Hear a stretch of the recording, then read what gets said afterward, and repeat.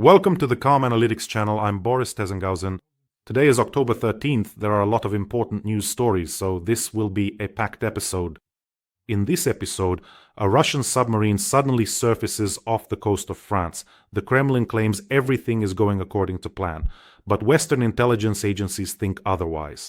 What's going on with this submarine? A powerful strike hit occupied Crimea, destroying the largest oil depot and nearly knocking out the power in the occupied region. Meanwhile, Trump is once again being talked about in connection with Tomahawks, and Medvedev has gone off the rails, personally threatening Trump with a nuclear strike. And in Russia, a major scandal has erupted because of Kadyrov. And a new statement, a masterpiece from the Russian special services about how Ukrainian agents, together with Islamists, were allegedly planning to attack an important figure.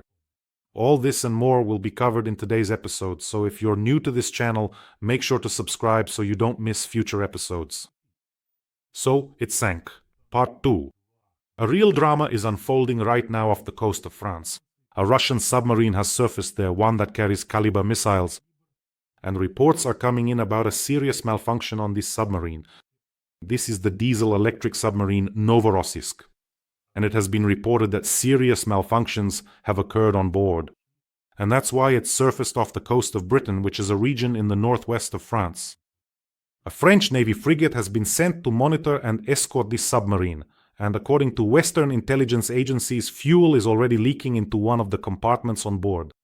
By the way, I listened to a specialist who said that if that's the case, then the crew must be suffering from severe poisoning, which is generally why they surface.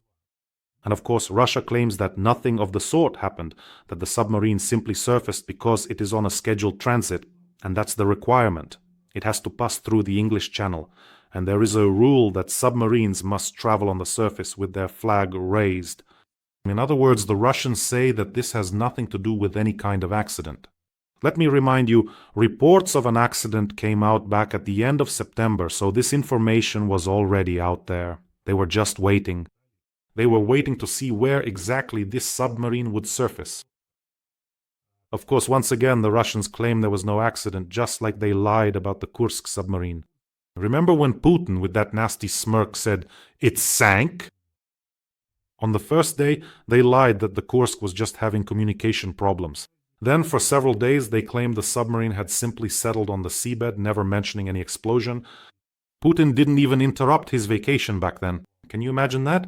It was only on the fifth day that he finally deigned to comment on what was happening, and before that he was just riding jet skis in the Krasnodar region. Well, back then, of course, it was a truly horrific story. Now, though, we understand that the loss of the Kursk submarine is actually a good thing if we're talking in the context of the war with Ukraine and the threats Russia poses in general. But at that time, the British and Norwegians weren't allowed near the submarine. God forbid they uncover any secrets. And let me remind you, there were still 23 surviving crew members left inside that submarine. And one of them even wrote a note afterwards. Later, the Norwegians stated that the air ran out within a day or two. In other words, they died from suffocation, from the lack of air, and the temperature dropped. That's how those remaining crew members perished. But under no circumstances did Russia allow either the Norwegians or the British to go there. And perhaps the most shameful fact is that the Russian divers were banging on the hull of the submarine and claimed that it meant the crew was alive, that they were knocking from inside. Can you imagine? They were faking it. Even when the crew had already suffocated in there, they were still pretending there was some sign of life. Well, that's Russia for you. Things with this submarine aren't so simple. I mean, theoretically, yes, there really is a Maritime Law Convention, Article 20, which states that submarines are required to travel on the surface with their flag raised. But the Russians regularly violate, not just violate, but deliberately break this rule, because it's an excuse to flex their muscles while submerged. Well, go ahead and try to find and catch us somewhere out there. In 2018, the submarines Krasnodar and Rostov-on-Don were tracked while crossing the Mediterranean Sea. They were traveling submerged until they were detected by NATO systems. So in this case, the submarine surfaces well before passing through the strait. That is, it surfaces near the coast, but usually Russian submarines surface at the very last moment, right where they have to travel on the surface. And even then, not always. But here, this is exactly what happened. By the way, you know what's interesting? Of these two submarines, Krasnodar and Rostov-on-Don, which were flexing their muscles like that, well, it's like, like violating the airspace of NATO countries. Like, we'll show you. It's about the same, in terms of audacity. So, Rostov-on-Don won't be violating anything anymore and won't be flexing its muscles, because Ukraine destroyed that submarine while it was undergoing repairs in dry dock in Crimea. Take that and sign for it. So it got lost somewhere in the repair docks, Rostov-on-Don, maybe forever. But something else is still going to happen with this one. By the way, now they're probably going to start dumping fuel overboard too. They're capable of that. Basically, Putin had two submarines, one broke down, the other sank, as always.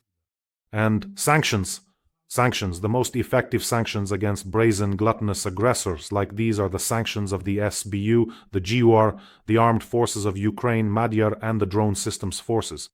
So about those sanctions. The night in occupied Crimea was very, very restless. Various facilities and oil depots were attacked, as well as electrical substations. Considering that Crimea is to Putin what the ring is to Gollum, it's like my precious. He values Crimea much more than any other Russian region. Do you know why? Because everything else he inherited, but this, he considers this as something he himself added, like he expanded the land, a gatherer of lands. This is what he added himself, you see? That's why Crimea, of course, holds a special symbolism for him. And so today, Crimea was struck. Once again, a strike hit the oil depot located in Feodosia, which still hasn't been extinguished. It burned for 7 days, and now there's a new heat. At this rate, soon there will be nothing left to put out. Just take a look at this video.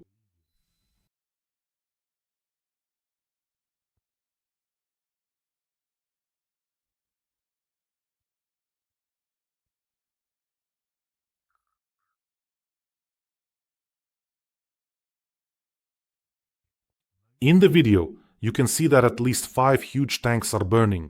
Believe me, the depressurization there is out of control. This is the second time in the last 7 days it got hit. As they say, the tanks were knocked out with full force.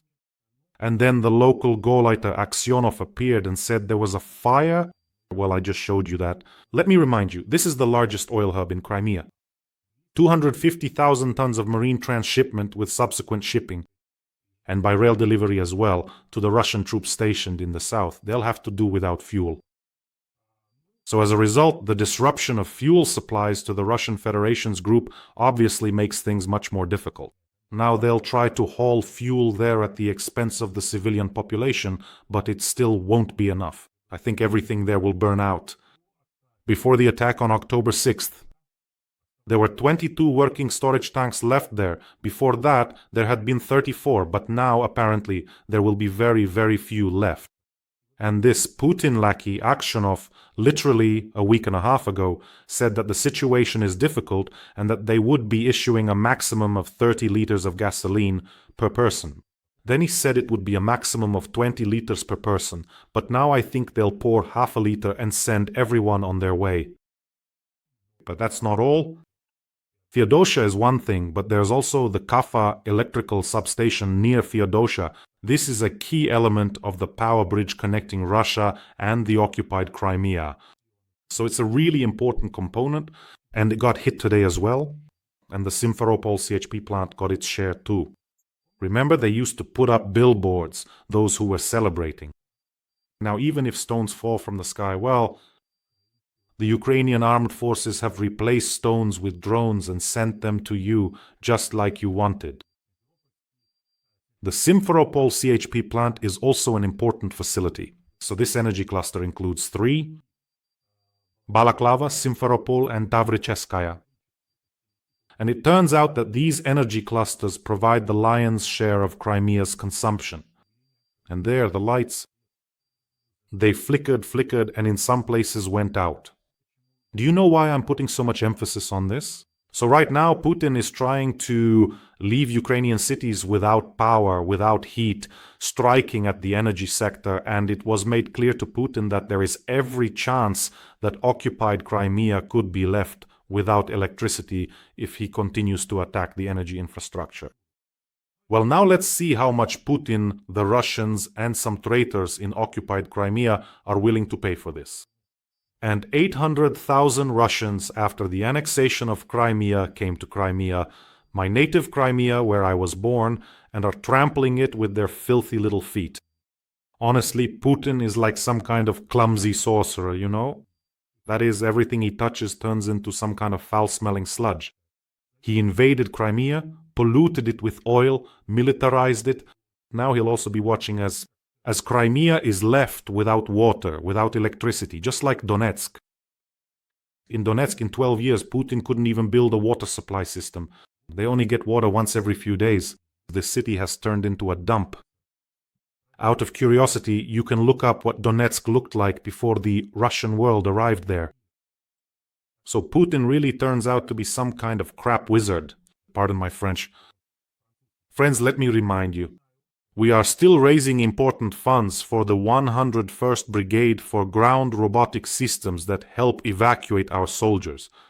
These are Termit ground unmanned evacuation vehicles that literally save the lives of our soldiers.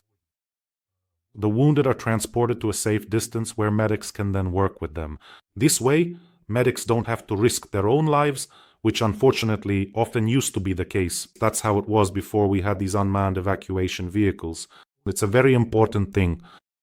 Please take a look at this message from our soldiers of the 101st Brigade. Ми, бійці 101-ї бригади охорони, звертаємось до Бориса Тізенгаузена та його підписникам за допомогою. Ми дуже вдячні вам за раніше надані дрони. На сьогодні нам дуже потрібні 2 наземні роботизовані комплекси «Терміт» для швидкої і своєчасної евакуації поранених з поля бою, що у теперішній ситуації дозволить врятувати їх життя. Наші підрозділи воюють на Константинівському напрямку та Часовому Ярі. Продовжуємо нищити ворога і віримо в вашу допомогу. Слава Україні!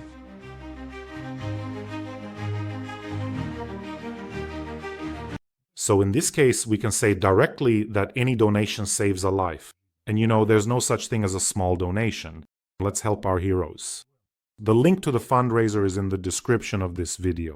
There are mono, private, and PayPal options for those who want to help from abroad. I see everyone and I want to say a huge thank you to each of you individually for supporting Ukraine and our defenders. If for some reason you don't see the payment details, the QR code leads to this fundraiser. And one more piece of news that made me happy. Remember when we completed the fundraiser for the legendary 3rd Assault Brigade?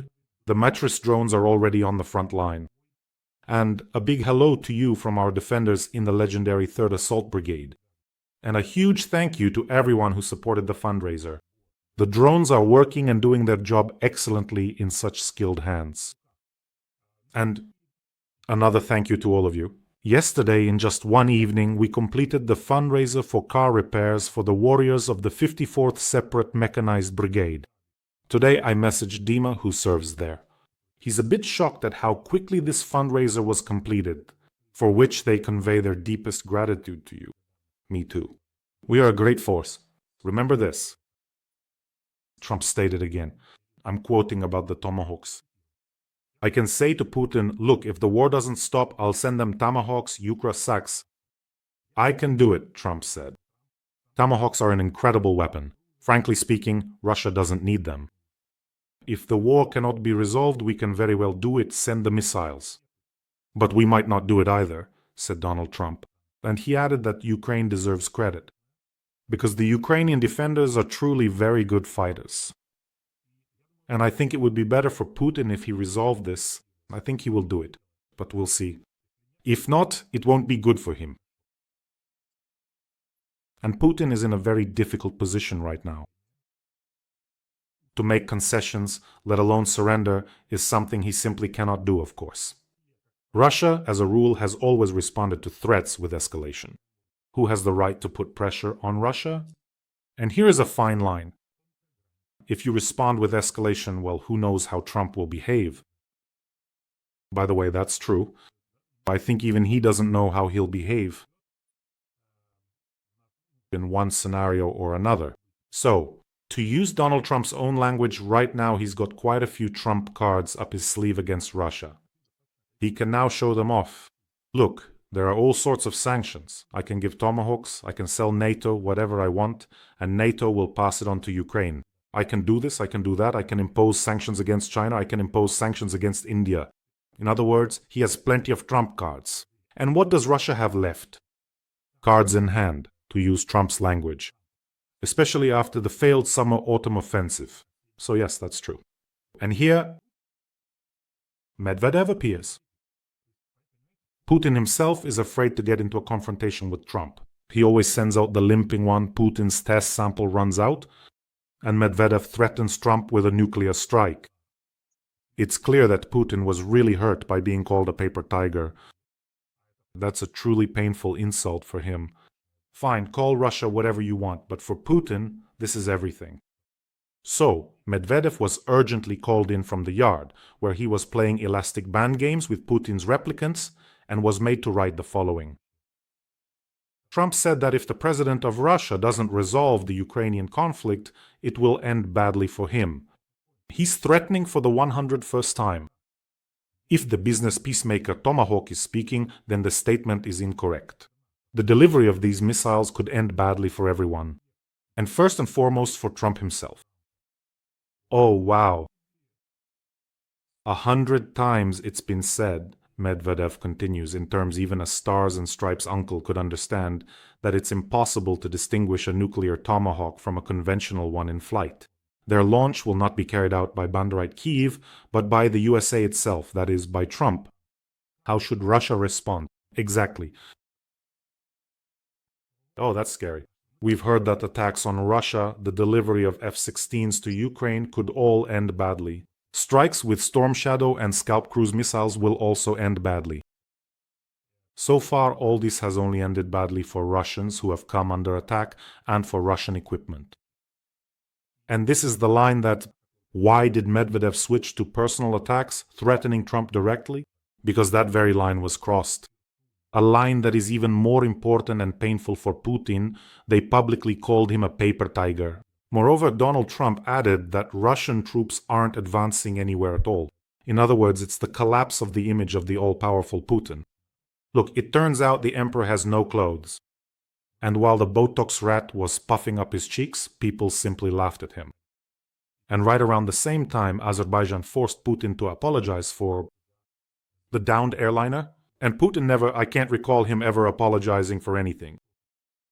This is exactly the case when the 1.5-meter Akela missed his mark. That's it, the pack needs a new leader. For many years, Putin and Russia seemed, well, at least to some, to be all-powerful, unshakable, infallible, as if they had everything calculated, everything thought out. Until the mistakes started happening one after another.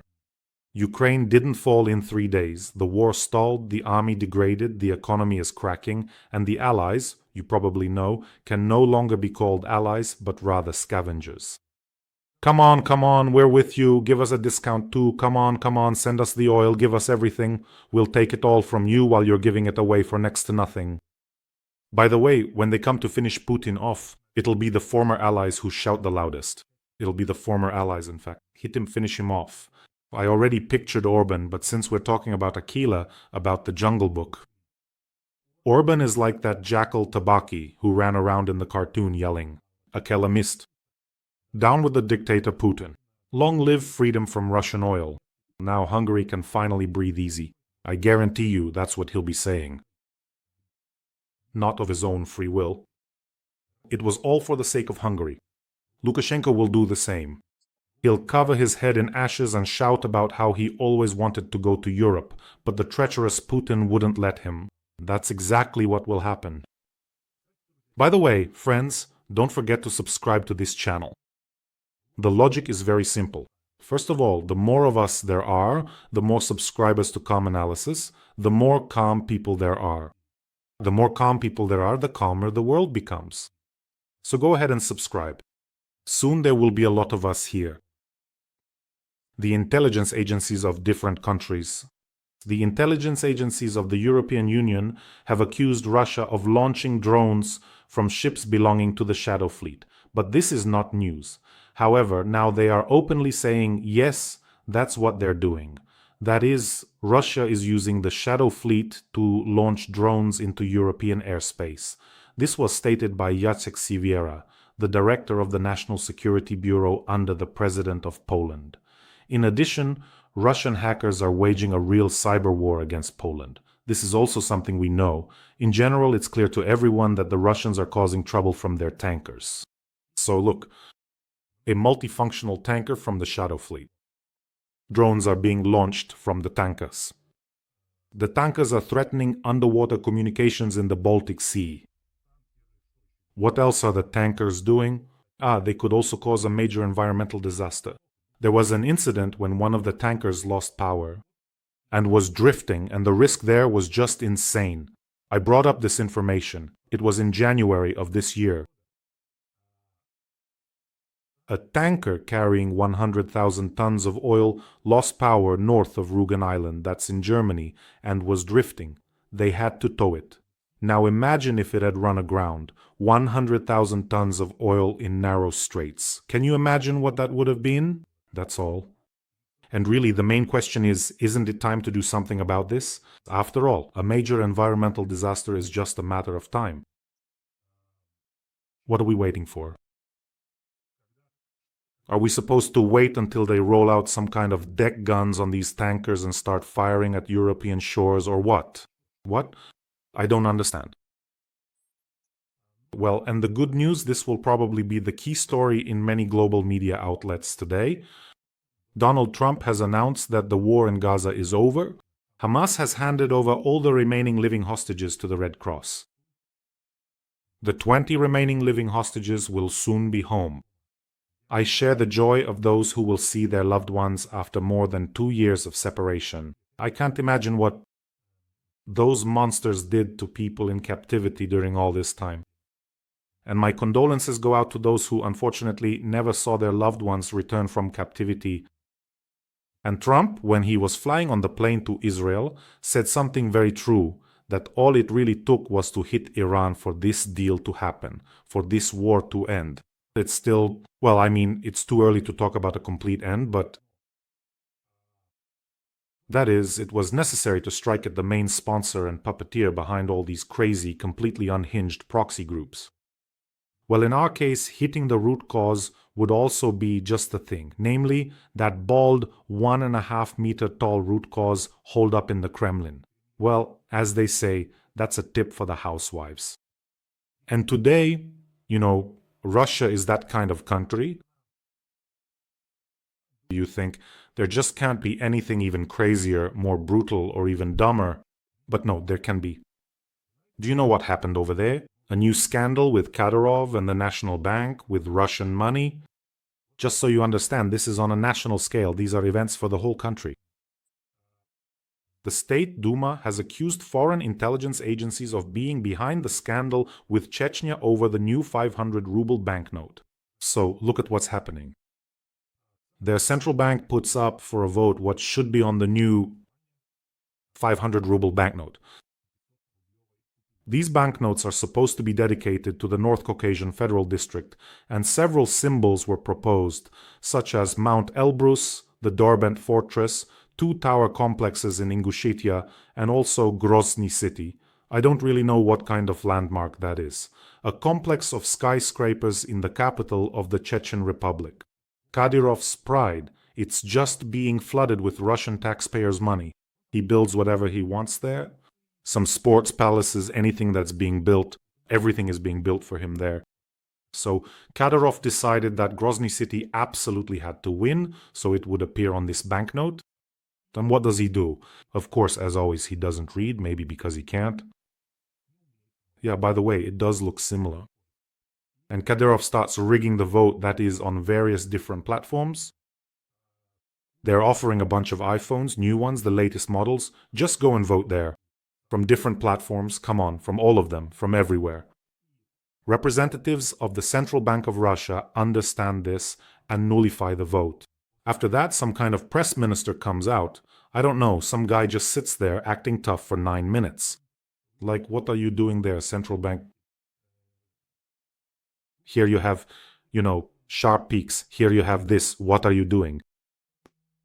And that's it. The vote gets cancelled. And Kadyrov says what?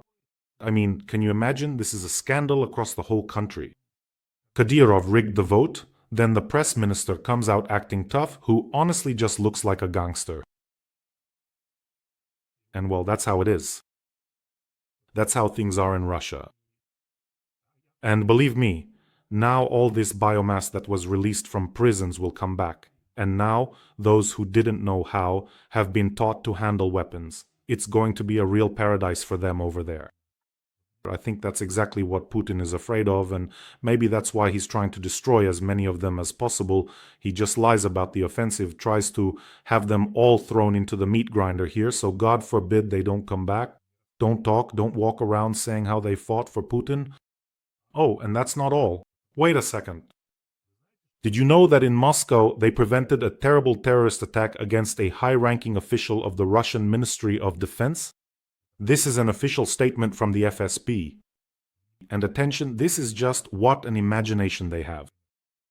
So, the FSB claims that this was organized by the Ukrainian Special Services together with the Islamic State, and that 4 people have been detained, 3 of whom are Russian citizens. I've never heard anything like this before. Seriously. Every time the Russian Special Services in their delusional versions try to connect things that can't possibly be connected. Now, apparently Ukrainian Special Services are supposedly cooperating with the Islamic State for some reason. Maybe you can explain to me why, as they say, you would need to bring in the Islamic State for the job. The Ukrainian Special Services do just fine on their own. Russian generals Kirillov and Moskalik can confirm this. Though by now, from the other side, one was taken there by a scooter, the other by a car. Both were blown up. But you know who this version is for? That the Islamic State and Ukrainian Special Services are working together. It's for our American partners. In other words, these kindergarten-level stories are supposed to turn the US away from Ukraine. One day Medvedev claims we're training some drug cartels, and now it's the Islamic State. And do you remember the terrorist attack at Crocus City Hall? Remember when the Americans warned the Russians saying it would happen here and they still missed it? And do you remember the story they came up with back then? That the perpetrators of the attack were supposedly going to drive across half of Russia through a combat zone with heightened security, literally through an area of active fighting. To escape to Ukraine and get a bag of Ukrainian money there? God, what degenerates they are.